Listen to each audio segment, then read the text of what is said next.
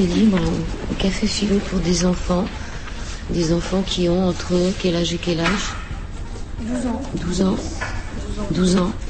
10 ans. Et quel est ton prénom, toi? Werner. Werner. Alors, qu'est-ce que tu me lis là? Samedi 3 décembre de 17h à 18h. Et si nous réfléchissions en famille à ces questions philosophiques de pourquoi la mort à pourquoi la vie, que se posent nos chères têtes blondes ou pas blondes pour les jeunes de 9 à 15 ans. Leurs parents sont les bienvenus pour co-animer avec Daniel Philippe ce moment d'intelligence avec pour quatrième thème. Cinquième et une erreur. Pour cinquième thème, suggéré par Laure et Mathis, concernant le rêve, comment expliquer la vision du futur. Nous vous attendons pour partager vos réflexions.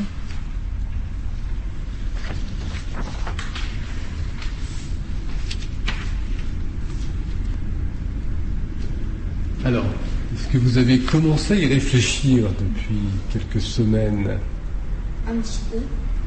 Dis-nous, Werner, alors. Quand on fait un rêve, il raconte une histoire, mais après ça dépend si elle peut raconter le futur, ou alors c'est un rêve normal et ça raconte une histoire, ou alors une vision de soi-même dans le futur. Alors, une vision de soi-même dans le futur, c'est peut-être, par exemple, tu te retrouves toi, tel que tu pourrais être. Oui.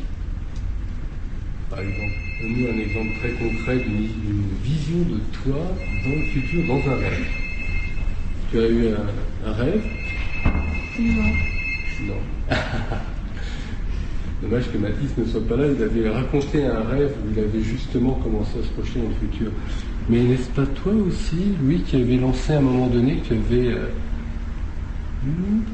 Raconte-nous, si ça te revient. Non, je me souviens pas. Ah, c'est pas une histoire d'arbre Si, avec une pomme. Ah, Oui. La pomme, il y avait du coup. alors On avait la pomme, on mangeait une pomme, on rêvait qu'on mangeait une pomme. On avait la forme de la pomme, on avait le goût de la pomme, mais quand on se réveille, on a plus la pomme, mais on a toujours la rondeur de la pomme. dans la main. Donc tu gardes une sensation presque tactile, qui paraît très intéressante, du rêve. Parce que souvent on pense au rêve en termes de vision, c'est-à-dire des formes, des couleurs, mais toi tu rajoutes un domaine tactile. Un peu.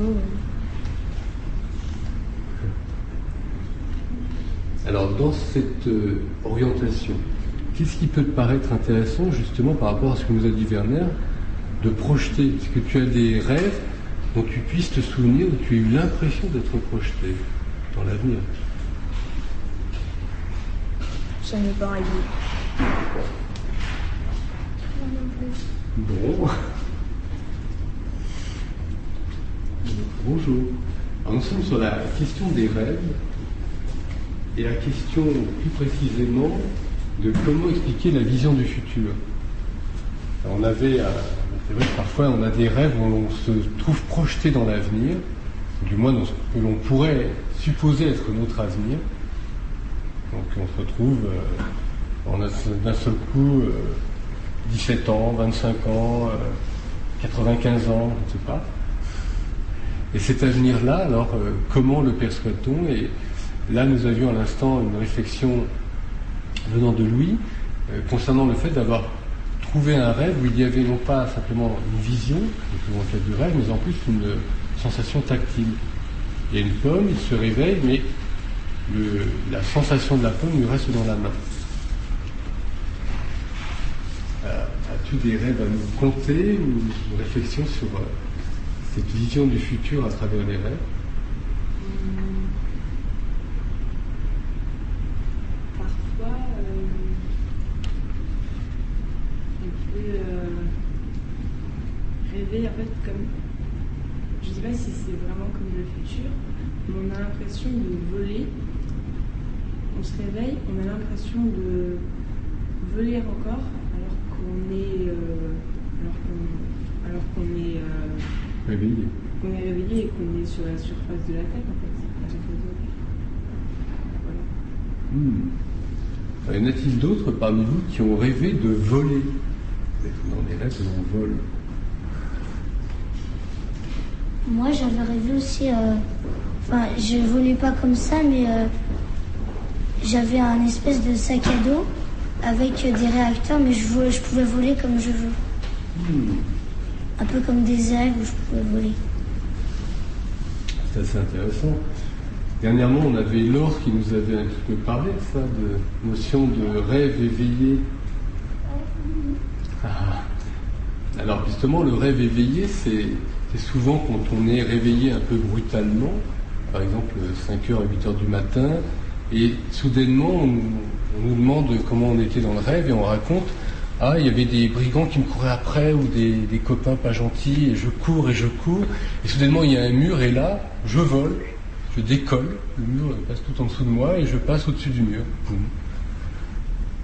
Alors peut-être pas avec un sac à dos et des fusées rétro-fusées, mais... Non? Non. Y en a-t-il parmi vous qui ont ce genre justement d'expérience? Quel est ton prénom? Facédite. Facédite. Alors que Facédite vient de nous narrer. Non? Alors tu as des expériences de rêve où tu t'envoles soudainement? Non?